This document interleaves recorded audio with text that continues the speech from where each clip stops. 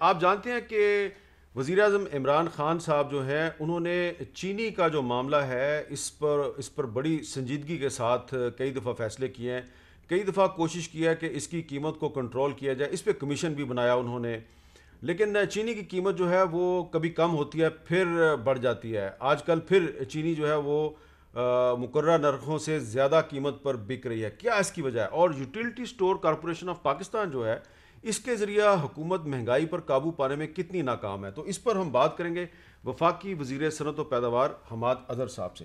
हमाद अज़हर साहब, बहुत बहुत शुक्रिया। बड़ा सिंपल सा सवाल है कि आपको याद होगा कि पिछले महीने दिसंबर 2020 में वज़ीर-ए-आज़म साहब ने अपनी इकनॉमिक टीम को मुबारकबाद दी थी कि चीनी की कीमत आपने कंट्रोल कर लिया है, लेकिन अब एक दफ़ा फिर चीनी महंगी हो गई है। क्या वजह है? हुकूमत क्यों नाकाम हो जाती है चीनी की कीमत कंट्रोल करने में? शुक्रिया हामिद मीर साहब। देखें, सबसे पहले तो ये कि पिछले साल तो एक चीनी की क्रॉप के अंदर, क्रशिंग के अंदर शॉर्टफॉल आई और फिर हुकूमत ने चीनी इंपोर्ट की तो चीनी की कीमत नीचे चली गई। इस साल हमें नज़र आ रहा है कि जो गन्ने की कीमत है वो कुछ ज़्यादा है और ये कोई बुरी बात नहीं है क्योंकि किसान जो है उसको पहली मर्तबा मुआवजा ठीक मिल रहा है अपनी मेहनत का। मुझे बड़ी अच्छी तरह याद है 2017 में सपोर्ट प्राइस जो थी वो 170 रुपये थी और एक्चुअल ग्राउंड पे 130 रुपये से ज़्यादा अक्सर मिलों ने गन्ना नहीं खरीदा। इस वक्त 250 रुपये, 230 रुपये, 240 रुपये पे किसान को गन्ना मिल रहा है। तो एक वजह तो ये है।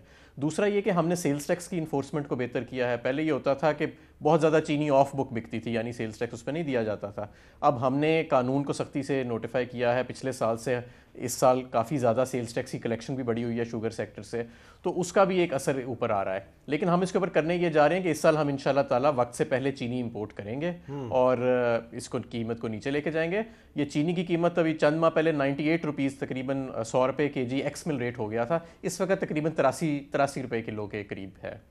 नहीं, लेकिन बाज़ जगह पे तो बहुत ज़्यादा रेट है, मुख्तलिफ जगहों पे मुख्तलिफ रेट इसका आ रहा है और लोग मनमानी कर रहे हैं और लोग बड़े परेशान हैं। बहरहाल आपने एक अच्छी खबर दी है कि आप चीनी को इम्पोर्ट कर रहे हैं। ये बताइए कि जो utility store corporation of Pakistan है, इसके ज़रिए चीनी, आटा, चावल, दालें और बाकी जो ज़रूरियात ज़िंदगी हैं, तो इनकी कीमतें कम करने में, महंगाई पर काबू पाने में हुकूमत क्यों नाकाम है?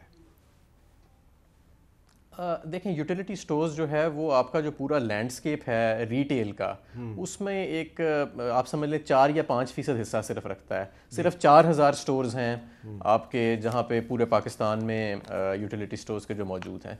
इसका कुछ हद तक आप रिलीफ का असर तो दे सकते हैं और यूटिलिटी स्टोर्स की सेल्स भी काफ़ी ज़्यादा बढ़ी हुई है। इनकी सेल 10 गुना ज़्यादा बढ़ी हुई है पिछले सालों से। हम जब आए थे उससे तकरीबन 10 गुना ज़्यादा सेल बढ़ी हुई है।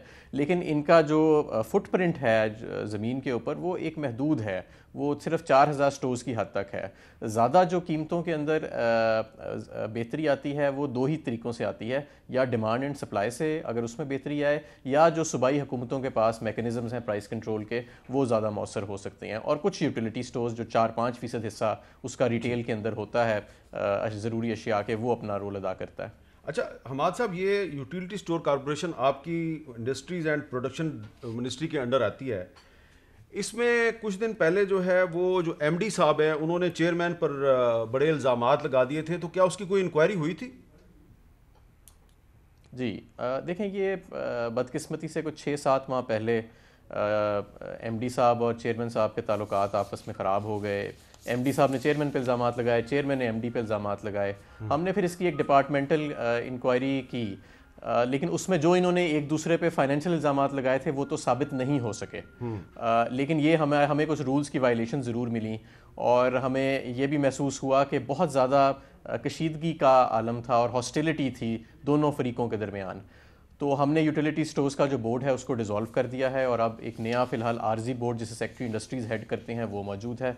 दूसरी तरफ MD जो हैं उनकी भी टेन्योर ख़त्म होने वाला है और नए MD की भी रिक्रूटमेंट का प्रोसेस जो है वो शुरू होने वाला है। तो ये बदकिस्मती से इनके जो आपस में ताल्लुकात ख़राब हुए उसकी बुनियाद पे भी बहुत ज़्यादा इल्ज़ामात लगाए गए और वो फिर ताल्लुकात इनके बाद में ठीक भी नहीं हो सके और कुछ मैं समझता हूँ कि रूल्स की भी वायलेशंस थी जिसकी बुनियाद पे हमें ये इकदाम उठाने पड़े। लेकिन आपने फिर MD के खिलाफ तो कोई कार्रवाई नहीं की, चेयरमैन को हटा दिया। चेयरमैन को क्यों हटाया गया? देखें, एक तो ये था कि जो नॉन एग्जीक्यूटिव वो चेयरमैन थे, लेकिन वो डे टू डे मामलात में उनका यूटिलिटी स्टोर्स के बहुत ज़्यादा अमल दखल था। उन्होंने अपना दफ्तर भी बना लिया था यूटिलिटी स्टोर्स के हेड ऑफिस में, वो वेंडर से मिलते भी थे, वो ये काम नहीं था उनका यूटिलिटी स्टोर्स के। और दूसरी तरफ जो हमने ये ऐसे नहीं है कि हम कोई इंक्वायरी नहीं कर रहे, auditor general of Pakistan 2 audits करता है यूटिलिटी स्टोर्स के ऊपर। जो नया बोर्ड अभी आरजी बोर्ड बना है, सेक्रेटरी इंडस्ट्रीज़ ने एक एक्सटर्नल ऑडिट गोया KPMG फर्म के ज़रिए उसका भी ऑर्डर कर दिया है इन सारे मामलात के ऊपर। एक 11 तो दिसंबर जब ये इनकी इंक्वायरी हुई तो 11 दिसंबर 2020 को आपकी मिनिस्ट्री ने एक फैक्ट फाइंडिंग कमेटी बनाई थी। डॉक्टर हमीद अतीक सरवर और मोहम्मद शुएब अकबर साहब उसमें शामिल थे। उसकी रिपोर्ट आ गई आपके पास?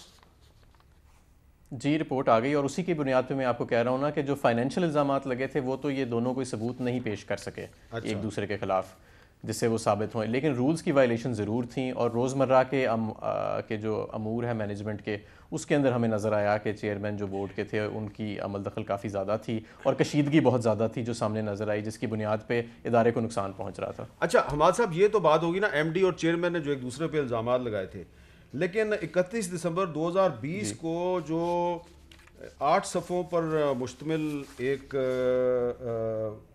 Corrupt practices of managing director, इस पर हमूदुर रहमान साहब जो चीफ फाइनेंशियल ऑफिसर जो है, उन्होंने भी एक रिपोर्ट जो है वो दी है। और ये utility store corporation of Pakistan के हैं चीफ फाइनेंशियल ऑफिसर। तो इन्होंने तो बड़े सीरियस इल्ज़ाम लगाए हैं और इन्होंने इसमें कुछ सबूत भी लगाए हैं। तो ये MD साहब के खिलाफ क्यों कार्रवाई नहीं हुई? चेयरमैन के खिलाफ तो कार्रवाई हो गई रूल्स की वायलेशन पे, MD के खिलाफ अभी तक कार्रवाई क्यों नहीं हुई? देखें इसका अच्छा मीर साहब, मैं आपको बताऊं कि वो जैसे कहते हैं ना कि there is a case behind a face, ये भी है। जो CFO साहब जब 2016 में अपॉइंट हुए थे तो उस वक्त के जो सेक्रेटरी थे उन्होंने इनकी तकर्री को गैर आईनी करार दिया। उसके बाद फिर इनको 3-4 साल मुस्तकिल एक्सटेंशंस मिलती रहीं और फिर कोई नवंबर के अंदर जो मौजूदा सेक्रेटरीज हैं उन्होंने भी एक फैक्ट फाइंडिंग इंक्वायरी की। उन्होंने भी ये डिक्लेयर किया कि जो मौजूदा CFO हैं उनको जो एक्सटेंशंस दी जा रही हैं बोर्ड की तरफ से वो गैर कानूनी है और एक कंपेटिटिव प्रोसेस के ज़रिए नया CFO मार्केट से हायर करना चाहिए फौरी तौर के ऊपर यूटिलिटी स्टोर्स कॉर्पोरेशन को।